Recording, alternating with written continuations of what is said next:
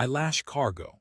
That is what it says on the board outside the attestation room at Meneth Hollow, and it is accurate, which among the Vellim is the only compliment there is. Hold hand third class, 51 years old. I run webbing over crates and I pull it tight and I mark the tension with a chalk stroke, and when a load has been chalked by me, a Vellim goes behind me and checks it and chalks it again, because my chalk stroke is not evidence of anything. That is not cruelty. It took me a long time to understand that it was not cruelty. Suvan Athrell explained it to me the first winter with such patience that I went back to my bunk and sat on the edge of it for an hour without taking my boots off. The Vellim speak with two voices at once. There is the said thing, which is words, and beneath the said thing there is a hum out of the lower lobes of the throat, and the hum is not decoration. It is the source. A Vellim who says the ice is 4 meters thick and hums under it is telling you that he stood on the ice and put a bore through it and read the mark with his own 2 eyes. If he heard it from someone else, the hum comes thinner and higher, and everyone in the room knows he is passing along a thing rather than owning it, and his standing drops by a measurable amount, and nobody thinks the worse of him for it, because he has been honest about the thinness of his hum. And if he says a thing that no hum will carry, if he says a thing that is simply not so, then the hum comes out flat. No vibration. A dry, wrong noise, like a finger sliding off the wet rim of a glass instead of singing on it. Every Vellim within 30 meters hears that noise. They cannot not hear it. It is not a moral failing they detect. It is a physical event, the way you or I would notice a bone break in a quiet room. So they do not lie, not because they are better than us, because it does not work. I am told the word for what I do at night is Heshnura. Suvan gave it to me. He wrote it out for me on the back of a laundry docket, and then he sat with his 4-lobed throat working and tried to translate it, and what he arrived at, after some effort, was the deliberate wound. You make the sound, he said, the flat sound on purpose to children. I do, I said. They ask you to. Every night if I let them. Suvan was quiet for a while. He is a keeper of attestation, which is not quite a librarian and not quite a magistrate, and his coat was cut open at the throat all the way to the sternum, which is how they show you their standing. High standing shows the throat. It says, listen to me and check, and you will find I have been where I said. Mine is a human coat and it buttons to the chin, which is one of those accidents that everybody at Meneth Hollow found meaningful and I found funny for about 4 days. Does it hurt you? He asked. I said not so far. He wrote that down. He warranted it firsthand. He had heard it himself from my own mouth, and he filed it. And I know for a fact it is still in the record, because 2 years later a clerk read it back to me during a welfare audit in a voice of enormous gentleness. Understand that they were kind to me. That is the part I have trouble getting across. The contract crews came to Corin Fold for the bore work, 300 of us across 4 seasons, and we brought 16 children because the contracts were long and nobody sane leaves a child behind for 4 years. The Vellim gave us the low quarter of the hollow, which is warm, and a laundry with real hot water, and a schoolroom with a stove in it, and they did not once shortchange us on rations or on heat or on medicine. When Danya Okonkwo went through the crust at Bore 4, they had her out in 90 seconds, and they kept her toes. They also, gently, and with regret, and after a great deal of internal argument that I only heard about later, removed me from the witness rolls. Here is how it happened. In my 2nd month I chalked a load and counted it at 31 crates, and the shelf master's count came in at 31 crates, and Suvan struck my count from the record and kept hers. Not because mine was wrong. It agreed with hers. He struck it because a count from me carried no hum at all, being human, and an unhummed count entered into an attestation ledger is a smooth place where anything at all could later be written and nobody could tell. I said reasonably, I thought, that I had counted the crates. Suvan said, I believe you. Then, I believe you, he said again, the way I believe the wind is out of the north. I have no way to check it and no way to be wrong about having believed it. That is not a record, Osric Trell. That is a feeling I am having about you. I have thought about that sentence more than I have thought about most sentences in my life. They put me on the exempt list.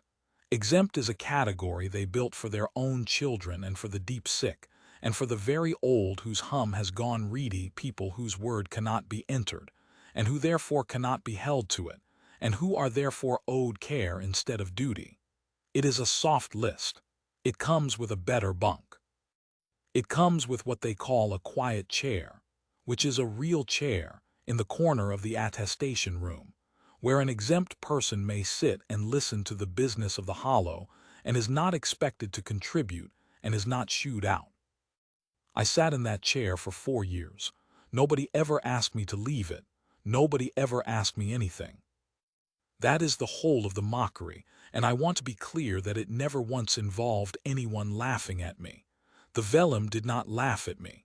They worried about me. Jonathan Athsor, who was young and had a face like a good horse, once brought me a hot drink in the middle of a story, and stood in the doorway with his throat covered by his collar in the presence of a man he considered ill, and waited for me to finish telling 16 children about a fisherman who caught the moon in a net, and then asked me quietly whether I would like to sit down. I said I was sitting down. He said yes, and stayed in the doorway until I had drunk the drink. The welfare audit came in the 3rd winter. Belora Athkesh ordered it. She was shelf master of the hollow, which meant she owned the ice and everything standing on it, and her coat was cut so low you could see the 4 lobes move when she spoke, and she was the most frightening person I have ever liked. A clerk sat in on story hour for 6 nights running. He sat at the back with a slate. The children got used to him by the 2nd night, which is the thing about children. On the 4th night, Pella Damie, who was 7 and had no sense of self-preservation whatsoever, climbed onto the clerk's knee to see what he was writing, and the clerk sat absolutely rigid with his stylus in the air like a man holding a bird, and did not move until she got bored and climbed down. The audit came back in the form of a line in the hollow's record, which Suvan read to me, because he thought I ought to hear it from a friend. Voluntary self-wounding, recurrent, without evident harm, tolerated. I argued for without evident harm, Suvan said. That was mine. Thank you, I said. Belora wished to know whether the children understood that the sounds were flat. They do. That is the part, he said, and stopped and started again. That is the part I cannot hold, Osric, that they know, that they ask for it knowing. I said, Suvan, when I tell them about the fisherman and the moon, they know there is no fisherman. They knew before I opened my mouth. It isn't a fisherman I'm giving them. Then what is it? I gave him some answer. I don't remember what. I have never had a good answer to that question, and I have been asked it by better people than me, and by worse. My mother asked me it once in a kitchen with genuine anger, and I was 34 and had no answer then either. Suvan wrote down whatever I said. He warranted it firsthand. It is in the record. There was one more thing before the ice, and I did not know it was a thing at the time. Meneth Hollow had Vellim children in it, 16 or so of them likewise, being a transit house and not a work camp. Vellim children do not have the ath. You earn the ath at somewhere around 25 of our years, when your hum has set hard and the continuance is satisfied you have stood where you say you have stood. Before that, you are simply teneth or sorrel or onat, and your word goes nowhere. You are exempt. Teneth was 11. She had the family throat, which is to say a very fine one, and she was so far the only Vellim child in 4 years to work out that, if she stood in the crook of the laundry stair with her ear against the pipe, she could hear everything said in the schoolroom above. I found her there in the 2nd winter. She went stiff as a plank. I looked at her for a while, and then I went back up and told 16 human children about a soldier who traded his shadow for a warm coat and could not get it back, and I told it a bit louder than I usually do, and I did not look at the floor. She was there the next night. She was there for 2 years. I never spoke to her about it once, and I never once told a story in that room that I would have been ashamed to have overheard. That was my only piece of foresight in this entire account, and it was an accident, and I would like it noted that I did not know what I was doing. Bore 9 went at the end of the 4th winter, on a still day, at about the 6th hour. I was in the laundry. What I heard was a sound like a very large door closing somewhere underneath the building, one enormous soft thud that came up through the boot soles and moved the water in the tubs, and then nothing at all. No noise afterward. That is what I remember most clearly. The absence afterward. Anat Athfen was on the shelf, 90 meters from the boar head, doing a survey walk. He was 42. He had walked that shelf for 11 years, and he had put in half the boars on it with his own hands, and he was, by the reckoning of every Vellim in the hollow, one of the 6 or 7 people alive whose first hand was worth having on the ice of Corin Fold.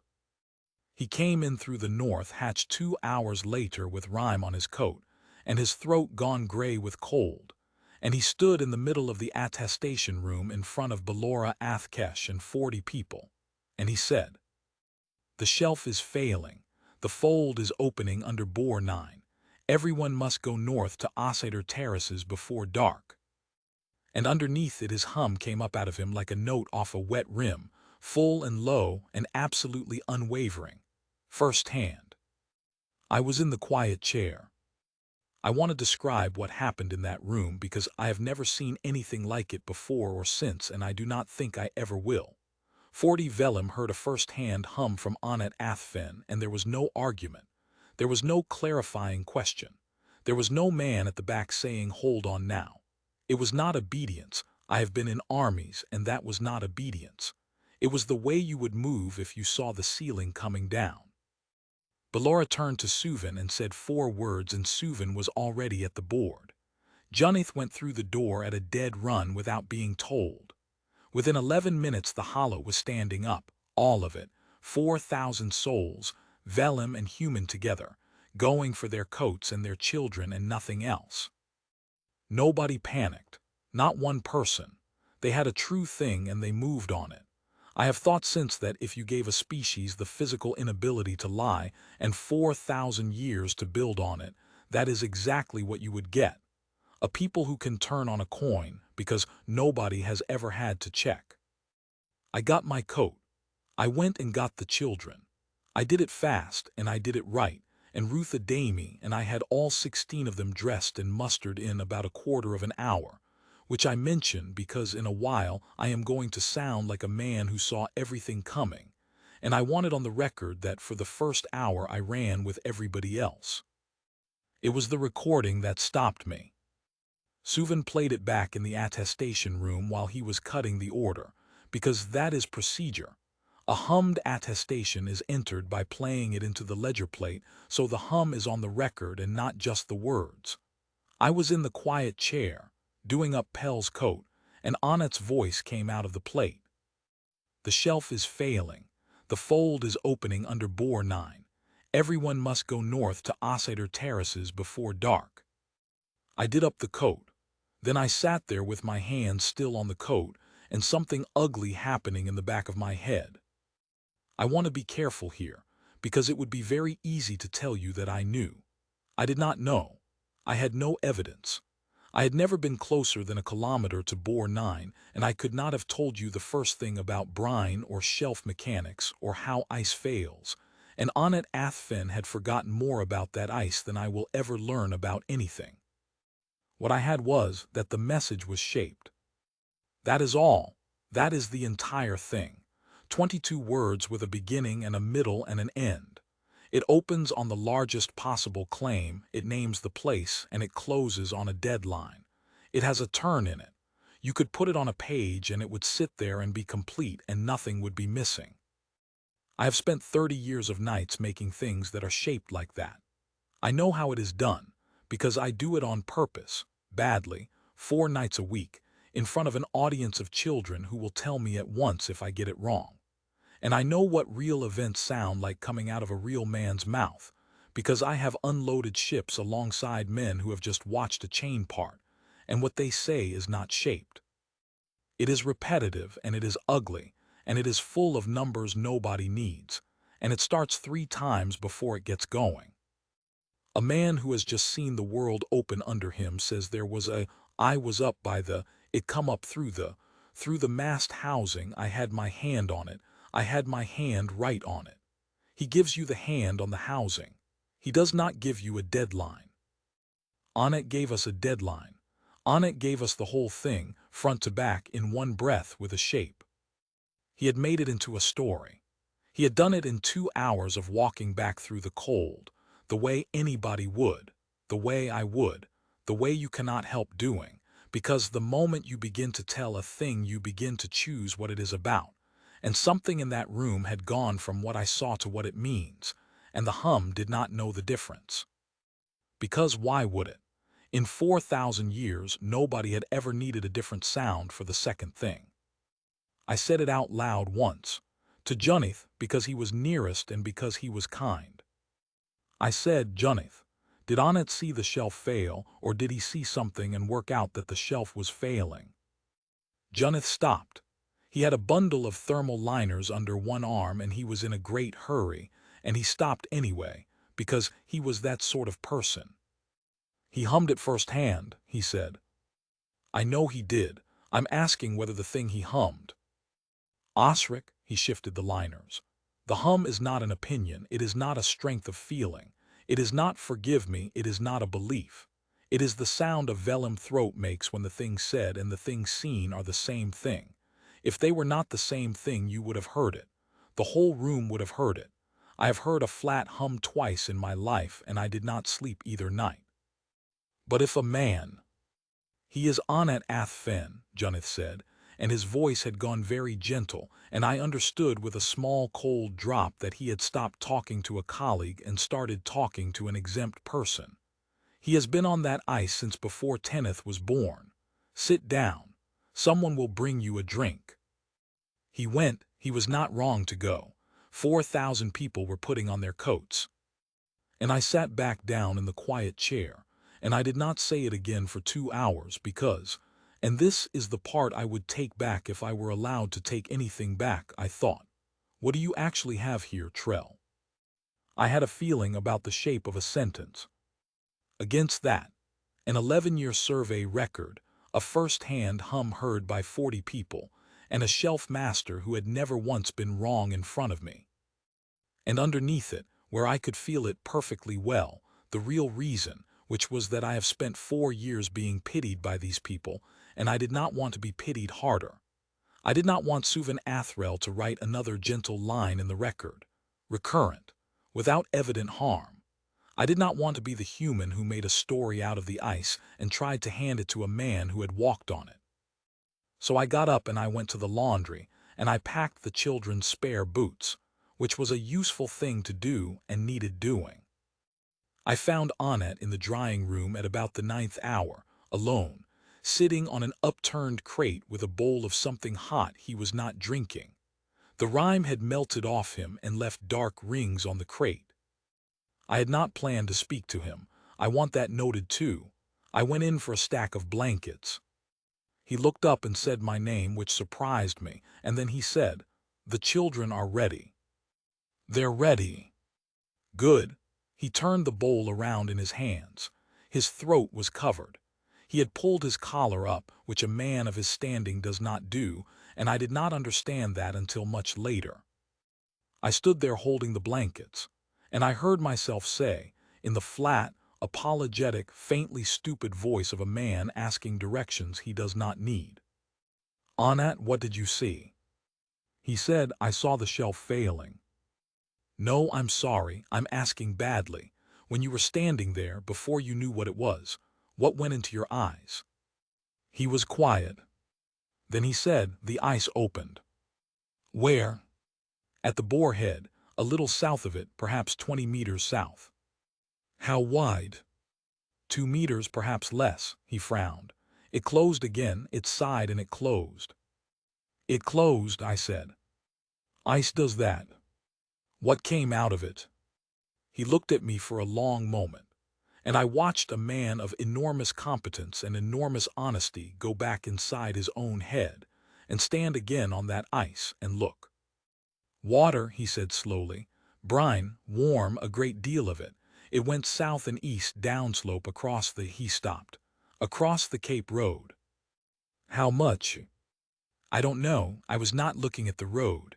I was looking at the hole. I put the blankets down. Anat, I said, did the shelf fail?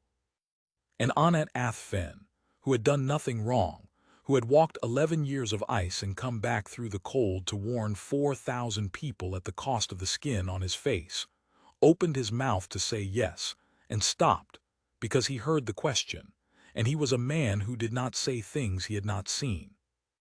He sat in the drying room with the collar up over his throat, and he did not say anything at all. Neither did I. We stayed like that for a long time. And I would like to tell you that I felt vindicated, and I would like to tell you what I actually felt, and those are not the same.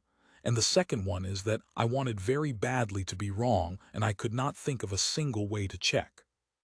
I wrote it down in the laundry ledger because it was the only paper in the room. I wrote it badly. Anat saw ice open 20 ms of borehead, 2 m wide, closed. Brine, warm, volume unknown, ran SC downslope over the Cape Road. He did not see the shelf fail. He worked it out.